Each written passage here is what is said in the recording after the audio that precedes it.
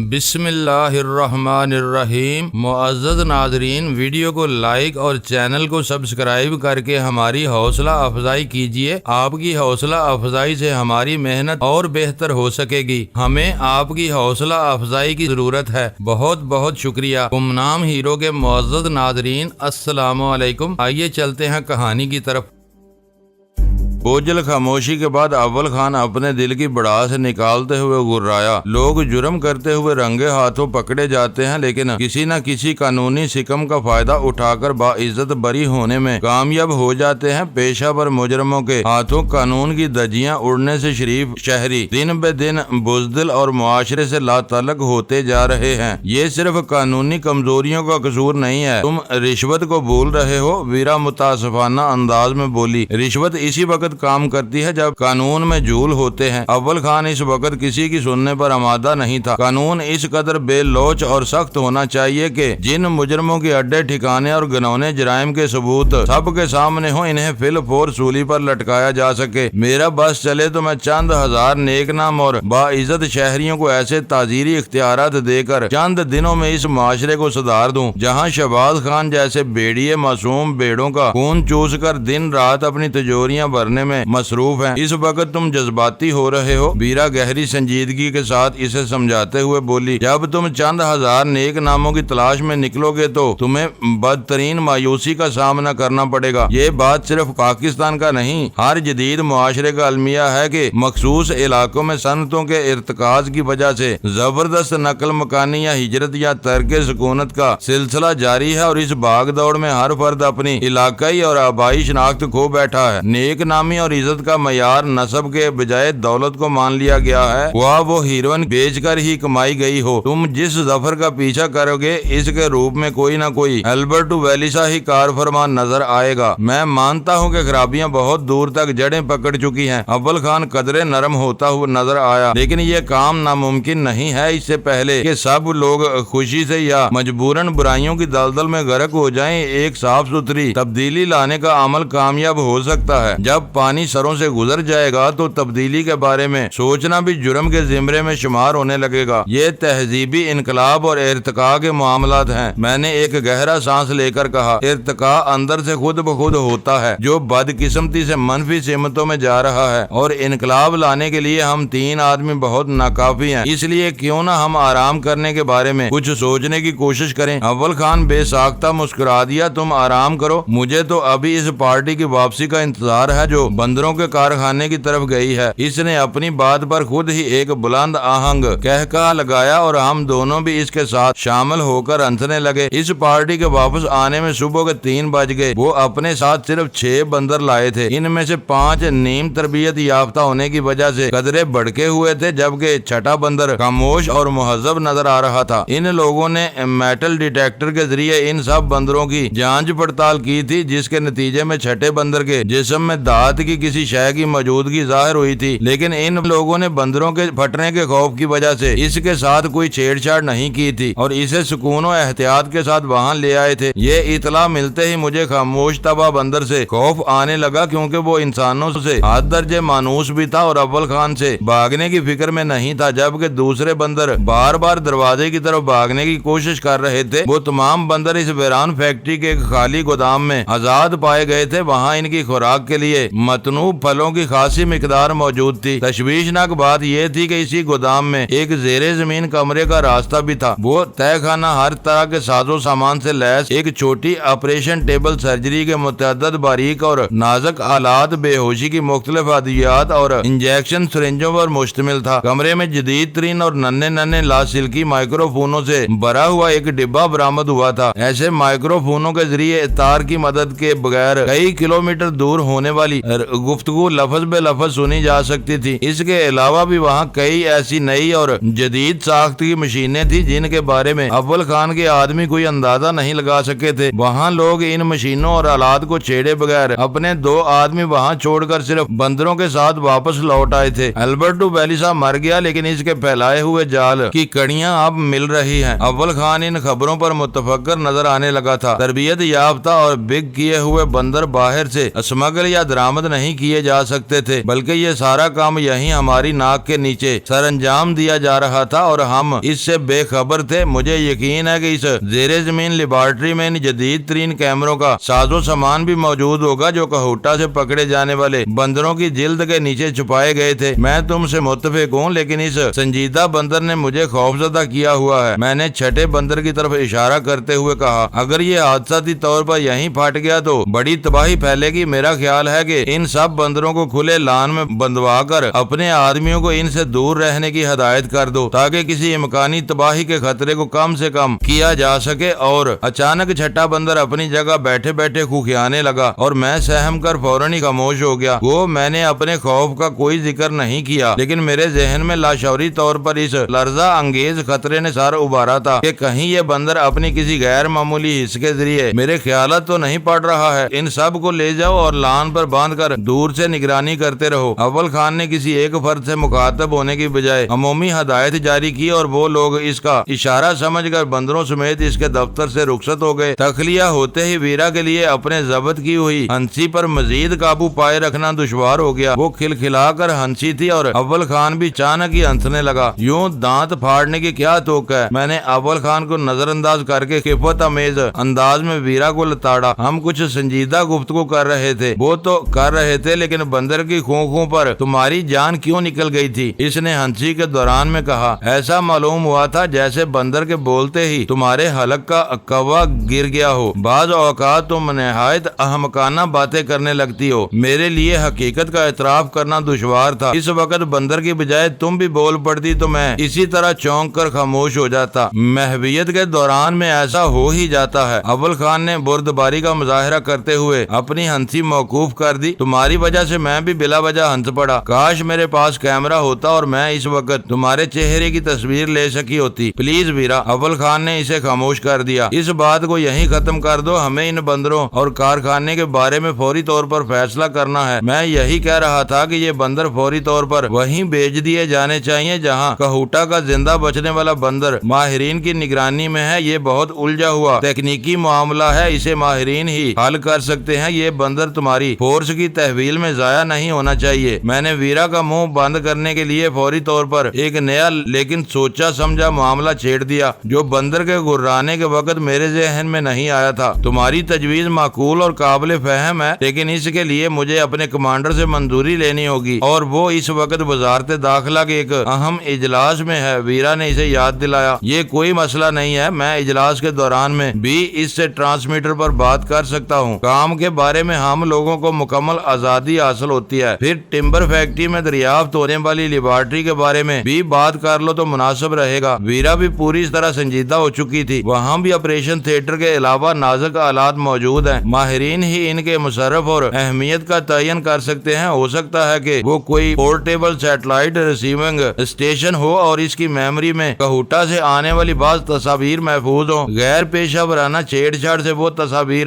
ضائع ہو سکتی ہیں۔ البرٹو ویلیسا کے مشن کے بارے میں ایسی تصاویر بہت مددگار ثابت ہو سکتی ہیں۔ تم یہیں ٹھہرو یا اپنے کمرے میں چل کر آرام کرو، میں کمانڈر سے بات کر کے تمہارے پاس واپس آتا ہوں۔ اول خان نے اپنی کرسی چھوڑتے ہوئے کہا اور ہم دونوں بھی اٹھ کھڑے ہوئے۔ ہم اپنے کمرے میں تمہارا انتظار کریں گے، میں یہ کہتا ہوا باہر نکل گیا۔ بوتل میں تھوڑی سی اسکاچ موجود ہے، میں اس کی ضرورت محسوس کر رہی ہوں۔ ویرا باہر آنے کے بعد میرے کان کے نیچے میں منائی، جتنی بھی ہے اسے آدھا آدھا کریں گے، مجھے صبح کراچی بھی جانا ہے۔ میں نے آنکھیں نکال کر کہا اور وہ خاموش ہی رہی۔ میری تنہا واپسی کی بات شروع ہی سے اسے چبھ رہی تھی۔ الماری سے بوتل نکالتے ہی میرا دل خوش ہو گیا کیونکہ 1 لیٹر بوتل میں چوتھائی سے زیادہ کافی زیادہ سیال ہلکورے لے رہا تھا جو ہم دونوں کو تر و تازہ کرنے کے لیے کافی تھا۔ ویرا نے اپنے گلاس سے دوسرا گھونٹ لینے کے بعد فیصلہ کن انداز میں اپنی زبان کھولی تھی۔ تم اکیلے کراچی نہیں جاؤ گے، میں تمہارے ساتھ واپس چلوں گی۔ غزالہ کی ذرا سی خوشنودی کے لیے تم مجھے اس بری طرح نظر انداز نہیں کر سکتے۔ تمہیں کون نظر انداز کر رہا ہے؟ میں نے حیرت سے کہا۔ ان دونوں کو میری فوری مدد کی ضرورت ہے اور یہاں اولیانوں سے فیکس وغیرہ پر بھی حاصل کرنا ہے۔ یہ تو ہماری مشترکہ مجبوری ہے۔ ہماری کوئی مشترکہ مجبوری نہیں۔ وہ تیسرا گھونٹ لینے کے بعد ہتھے سے ہی اکھڑ گئی۔ یہ سب تمہارے اور اول خان کے بکھیڑے ہیں۔ مجھے اب شی میں اپنی ذمہ داریوں کے بارے میں بھی کچھ کرنا ہوگا۔ تم اسلام آباد میں رکو یا واپس جاؤ، میں صبح کی پرواز سے کراچی جا رہی ہوں۔ میں میں بے بسی کے ساتھ اسے گور کر رہ گیا، اس کے علاوہ کر بھی کیا سکتا تھا؟ تمہارا یہی علاج ہے، وہ طنزیہ انداز میں بولی۔ اب تم غزالہ کی جتنی زیادہ ناز برداریاں کرو گے میں بھی اتنے ہی نخرے اٹھواؤں گی۔ تم میری بے لوث دوستی سے ہمیشہ ناجائز فائدہ اٹھاتے چلے آ رہے ہو، بات بڑھانے کی کوشش نہ کرو، میں نے اسے سمجھاتے ہوئے کہا۔ ہم صبح بھی ایک ساتھ چل سکتے ہیں۔ اولیانو فیکس کی نقل تو فوراً دے دے گا، لیکن البرٹو ویلیسا کے غیر ملکی فون اور فیکس نمبروں کا معاملہ مشکوک ہے۔ ہو سکتا ہے کہ اس نے وہ فہرست تیار نہ کی ہو، اس کے حصول میں زیادہ وقت لگ سکتا ہے، اسی لیے میں یہ کام تمہیں سونپ رہا تھا۔ وقت لگے تو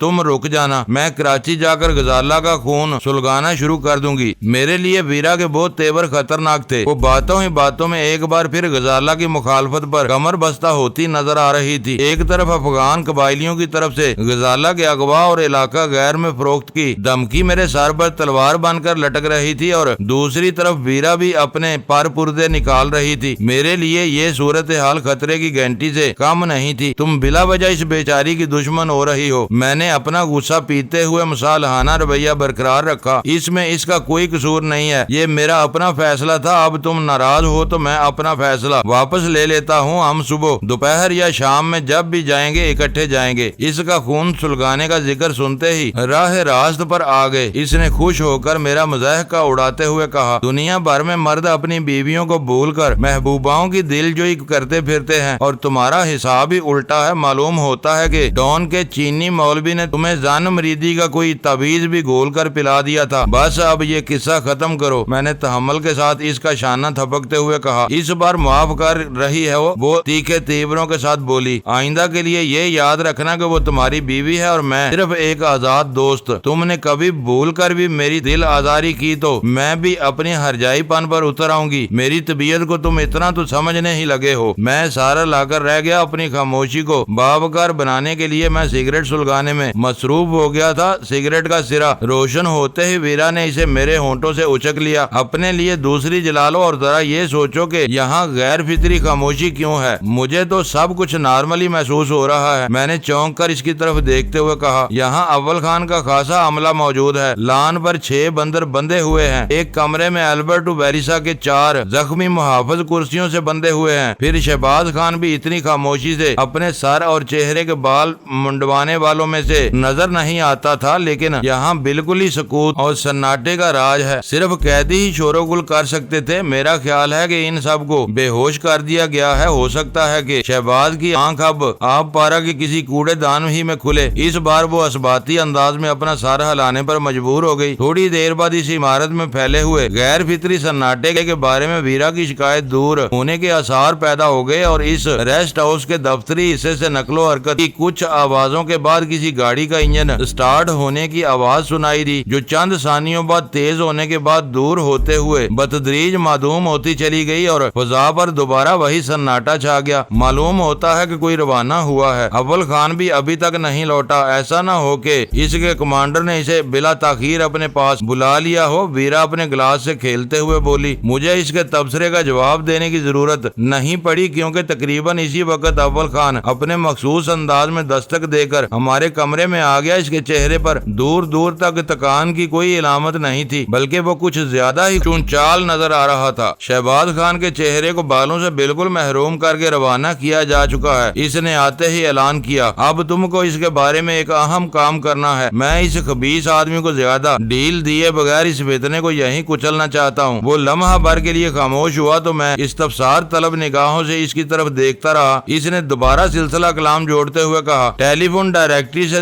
1-2 اخباری نامہ نگاروں یا خبرساں ایجنسیوں کے فون نمبر تلاش کر کے انہیں شہباز خان کے پیچھے لگا دو۔ میں چاہتا ہوں کہ اس کے ہوش میں آنے سے پہلے ہی اس کی تصاویر بنا لی جائیں جو کل کے اخبارات میں چھپ جائیں۔ اس بار تو تمہارا ایسا پروگرام نہیں تھا، تم نے اسے ایک موقع دینے کا وعدہ کیا تھا۔ ویرا نے اسے یاد دلایا۔ وہ بہت ڈھیٹ اور پرانا پاپی ہے۔ اس واقعے کو فوری تشہیر نہ ہوئی تو مجھے یقین ہے کہ اس کا اڈا بدستور چلتا رہے گا۔ میں اس معاملے میں اپنے آدمیوں کا زیادہ وقت برباد نہیں کرنا چاہتا۔ کون اسے بار بار اٹھا کر گنجا کرواتا پھرے گا؟ میں خود بھی زیادہ دیر تک یہاں نہیں ٹھہروں گا۔ لیکن ان لوگوں کو کس مقام کے بارے میں بتایا جائے گا؟ میں نے پوچھا۔ آپ پارا کے کسی بھی کوڑے دان کا حوالہ کافی ہوگا۔ وہ خود ڈھونڈتے ہوئے اس تک پہنچ جائیں گے۔ اخبار والے چٹپٹی اور سنسنی خیز خبر کی تلاش میں پتال تک میں اتر جاتے ہیں. یہ کام تم خود کیوں نہیں کر لیتے؟ ویرا نے اپنا گلاس خالی کرتے ہوئے پوچھا. میں فوراً سیکریٹریٹ جا رہا ہوں. کمانڈر نے مجھے 4 قیدیوں اور 5 بندروں سمیت وہاں طلب کر لیا ہے. وہ میرا انتظار کر رہا ہوگا. میری فراہم کی ہوئی اطلاعات نے وہاں سنسنی پھیلا دی ہے. اور چھٹے بندر کا کیا ہوگا؟ وہی معزز بندر جس نے ڈینی بہادر صاحب کو ڈرا دیا تھا. اسے بالکل نہ چھیڑنے کا حکم ملا ہے. اول خان نے خفیف سی مسکراہٹ کے ساتھ کہا. پرانے بندر کی دیکھ بھال کرنے والوں میں سے 2 ماہرین اسے لینے کے لیے یہاں آنے والے ہیں. وہ لوگ ان بندروں سے بہت زیادہ ڈرے ہوئے ہیں اور ہر قیمت پر انہیں بچانا چاہ رہے ہیں. لگے ہاتھوں یہ بھی بتا دو کہ پشاور روڈ والی ٹمبر فیکٹری کے بارے میں کیا طے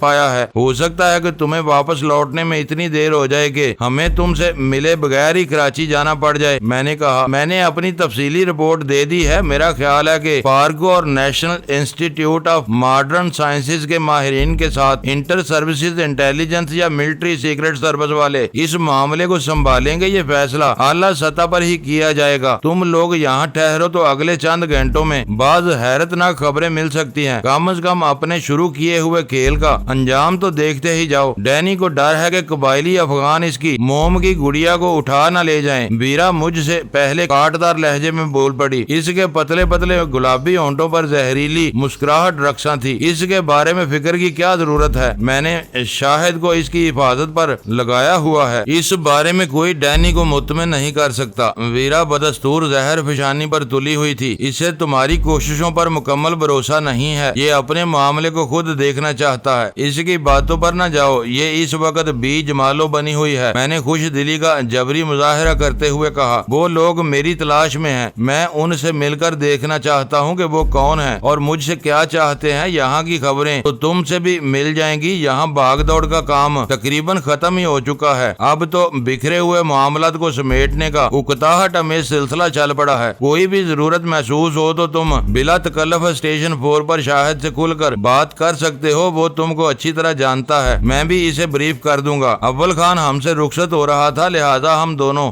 بادہ نوشی کا سلسلہ وہیں معطل کر کے اس کے ساتھ باہر آ گئے تاکہ اسے پرتپاک انداز میں الوداع کہہ سکیں. اس وقت اسپیشل ٹاسک فورس کا عملہ البرٹو کے زخمی محافظوں کو ایک سیاہ وین کے عقبی حصے میں منتقل کر رہا تھا. ہمارے قیاس کے عین مطابق وہ چاروں بے ہوشی کی حالت میں تھے. صرف ان کے ہاتھ پیر بندھے ہوئے تھے. بعد میں 5 نیم تربیت یافتہ بندروں کو بھی وین کے پچھلے حصے میں سوار کرا دیا گیا اور اول خان مجھ سے گلے ملنے کے بعد اپنے مسلح محافظوں کے ساتھ سیاہ وین میں روانہ ہو گیا. آج کی رات بھی گئی. کمرے کی طرف واپس لوٹتے ہوئے ویرا اپنے ریسٹ واچ پر نگاہ ڈال کر بڑبڑائی. اب یہاں واقعی سکون اور سناٹا ہو چکا ہے. خطرناک بندر کے علاوہ صرف 2-4 آدمی رہ گئے ہوں گے. اب ہم اپنا کمرہ بند کر کے کچھ دیر کے لیے آرام کر سکتے ہیں. میں نے معنی خیز انداز میں اس کی طرف دیکھتے ہوئے کہا. چند گھنٹوں کی گہری نیند ہمیں تازہ دم کر دے گی. اب نیند کس کو آتی ہے؟ ویرا کمرے میں داخل ہوتے ہوئے بولی. آ جائے گی. میں نے ہولے ہولے سے اس کی پشت سہلاتے ہوئے کہا. فی الحال تم باقی ماندہ اسکاچ خالی گلاسوں میں انڈیلو. میں اخبار والوں کے فون نمبر تلاش کرتا ہوں. یہ کام بھی کر ہی لیا جائے. میں نے کراچی اور راولپنڈی سے شائع ہونے والے ایک مؤثر اردو روزنامے کے پنڈی آفس کا نمبر ملا کر آپریٹر سے سٹی پیج ایڈیٹر کا نمبر مانگا تو اس نے میری توثیق کرتے ہوئے مجھے یہ بتانا ضروری سمجھا کہ شہری صفحے کا ایڈیٹر نہیں بلکہ سب ایڈیٹر ہوتا ہے اور وہ اس وقت اخبار کی اگلی کاپی بات کے لیے بھیجنے کی تیاریوں میں مصروف تھا. میرے پاس ایک اہم سنسنی خیز اور تصویری خبر ہے. میری کسی سے بھی بات کرا دو. میرے لیے اپنا اصل مدعا کا اظہار کرنا ناگزیر ہو گیا تھا. تاخیر کی صورت میں تمہارا اخبار اس خبر سے محروم رہ جائے گا. وہ آپریٹر ہی صحیح لیکن اخباری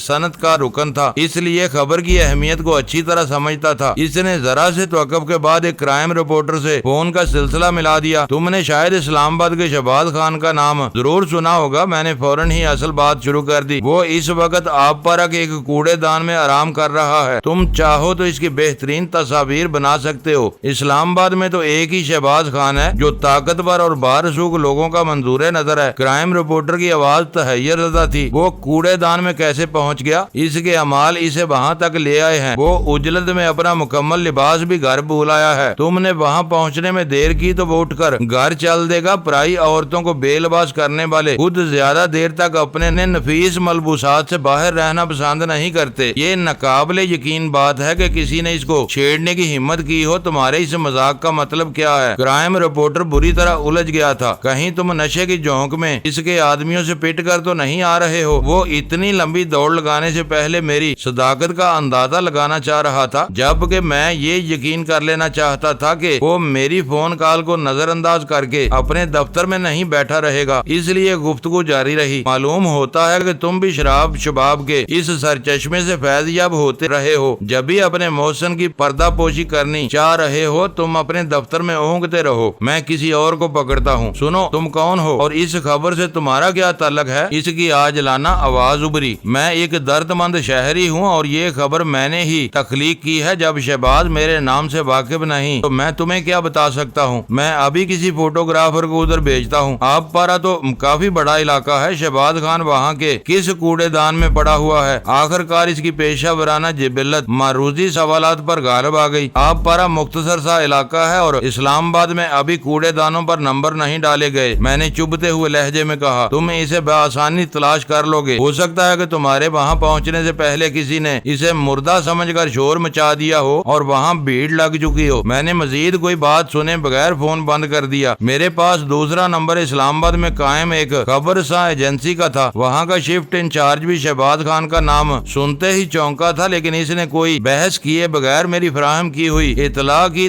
مکمل تصدیق کرانے کا وعدہ کر لیا تھا۔ میں حیران تھا کہ شہباز کے گنونے کاروبار سے جڑواں شہروں کے تقریباً تمام ہی باخبر حلقے واقف تھے، لیکن اس کے پشت پناہوں کے بے پناہ اثر و رسوخ کی وجہ سے اس کے خلاف کچھ لکھنے یا عملی کارروائی کرنے سے پہلو تہی کرتے تھے۔ یہی صورتحال کسی بھی مہذب معاشرے کی مکمل تباہی کی نشاندہی کرتی تھی۔ ویرا اپنی مسحری پر نیم دراز ہو کر ندیدے پن کے ساتھ باقی ماندہ اسکاچ کے چھوٹے چھوٹے گھونٹ لے رہی تھی۔ میں اپنا گلاس لے کر اسی کے بستر پر جا بیٹھا تو اس کے ہونٹوں پر مانی خیز مسکراہٹ ابھر آئی۔ مجھ سے الگ ہو کر بیٹھو، وہ دور کھسکنے کی کوشش کیے بغیر بولی، میں تمہارے لیے نامحرم ہوں۔ میں نے گہری نگاہوں سے اس کی طرف دیکھا اور پھر دروازہ بلٹ کرنے کے لیے وہاں سے اٹھ گیا۔ میں پلٹا تو وہ پھرتی کے ساتھ اپنا گلاس خالی کر کے میرے گلاس پر قابض ہو چکی تھی۔ اس وقت اس کی خوبصورت آنکھیں کسی بلی کی چیلنج کرتی ہوئی آنکھوں کی طرح چمک رہی تھی۔ اولیانو لاکھ رنگین مزاج اور ذہین سہی منافقت کے فن سے یکسر نابلد تھا۔ اس کے دل میں جو بات ہوتی تھی وہ کسی نہ کسی طرح اس کی زبان پر آ ہی جاتی تھی۔ اس نے مجھے ویرا کے ساتھ دیکھتے ہی کہہ دیا کہ اسے میری آمد کی امید نہیں تھی۔ وہ صرف ویرا کو خوش آمدید کہنے کے لیے خود کو تیار کر سکا تھا۔ اب دوستی ہو گئی ہے تو ہماری ملاقاتیں ہوتی رہیں گی۔ تنی اپنے کام سے بیرون شہر جاتا ہے تو میں اکیلے پڑے پڑے اکتا جاتی ہوں۔ اچھا ہے کہ اب تمہارا ساتھ میسر رہے گا۔ ویرا نے موقع کی نزاکت بھانپتے ہوئے اسے وعدہ فروا کی امید دلائی تو اس کا چہرہ کھل اٹھا۔ میری مداخلت بیجا اپنی جگہ پر تھی، لیکن اولیانو کے لیے اتنا ہی کافی تھا کہ ویرا جیسی خوبصورت لڑکی اس کا ذہن پڑھ کر اشاروں کنایوں میں اس کی ہم خیال ہونے کا اعتراف کر رہی تھی اور میں کند ذہنی کا مظاہرہ کرتے ہوئے صورتحال سے لا تعلق بنا ہوا تھا۔ ہم لوگ ابل خان کی واپسی سے قبل صبح 6:30 بجے ہی اسپیشل ٹاسک فورس کے ریسٹ ہاؤس سے نکل کھڑے ہوئے تھے۔ ہم نے ڈرائیور کو اپنے ساتھ لے لیا تھا۔ ہمارا ارادہ تھا کہ اولیانو کو دفتر سے روانہ ہونے سے پہلے ہی پکڑ لیا جائے۔ اس سے فارغ ہو کر ہم سیدھے ایئرپورٹ کی طرف نکل جاتے۔ اگر فوراً ہی کسی پرواز پر نشستیں مل جاتی تو گاڑی کو واپس لوٹا دیتے۔ پرواز میں زیادہ دیر ہوتی تو کنفرم میں ٹکٹ خرید کر اسی گاڑی میں واپس ریسٹ ہاؤس لوٹ آتے تاکہ اولیانو سے ہاتھ لگنے والی مواد پر ابل خان کے ساتھ تبادلہ خیال کر سکے۔ اولیانو سحر خیزی کا عادی تھا، شاید اس کی صحت مندی اور تازگی کا راز بھی اسی عادت میں پوشیدہ تھا۔ وہ بیدار ہونے کے بعد ناشتے وغیرہ سے فارغ ہو چکا تھا۔ اس نے ہمیں چائے نوشی کی دعوت دی جسے ویرا نے خوبصورتی سے ٹال دیا۔ اولیانو نے بھی اصرار نہیں کیا کیونکہ وہ خود دفتر کے لیے روانہ ہونے کی عجلت میں نظر آ رہا تھا۔ ہمیں نشست گاہ میں بٹھا کر وہ اندر گیا اور چند منٹ بعد واپس آیا تو ہماری توقع کے برعکس اس کے دونوں ہاتھ خالی تھے اور وہ چہرے سے متذبذب نظر آ رہا تھا۔ میں اب بھی ظفر یا البرٹ سے خوفزدہ ہوں۔ بیٹھنے کے بعد وہ اپنی دونوں ہتھیلیاں رگڑتے ہوئے بولا، کہیں ایسا نہ ہو کہ میں تم سے تعاون کر کے مصائب کی دلدل میں گہرا دھنس جاؤں۔ میں یقین دلاتی ہوں کہ ہماری وجہ سے تمہارا بال بھی بیکا نہیں ہوگا۔ ویرا اس کا ہاتھ تھام کر محبت آمیز لہجے میں بولی، یہ تو ایک ایسا جرم ہوگا کہ میں زندگی بھر خود کو معاف نہیں کر سکوں گی۔ ویرا اس کی کمزوری بن گئی تھی، وہ اس کی ادا پر ریشہ ختمی ہو گیا۔ میں تمہاری یقین دانی پر پورا اعتماد کرتا ہوں، لیکن مجھے تمہارے بوائے فرینڈ سے کوئی خاص امید نہیں ہے۔ یہ احمق ہونے ہونے کے ساتھ ساتھ بہت عیار بھی ہے۔ معزز ناظرین، لائک کریں، شیئر کریں اور کمنٹس باکس میں پاک آرمی زندہ باد، پاکستان پائندہ باد کا نعرہ ضرور درج کر کے اپنے ملک پر فخر کریں اور پاکستان کی بنیادیں مضبوط کرنے میں اپنا کردار ادا کریں۔ ویڈیو دیکھنے کا شکریہ۔ معزز ناظرین، اپنا خیال رکھیے گا اور ہمارے چینل کا بھی۔ ISI پاک آرمی زندہ باد، پاکستان پائندہ باد۔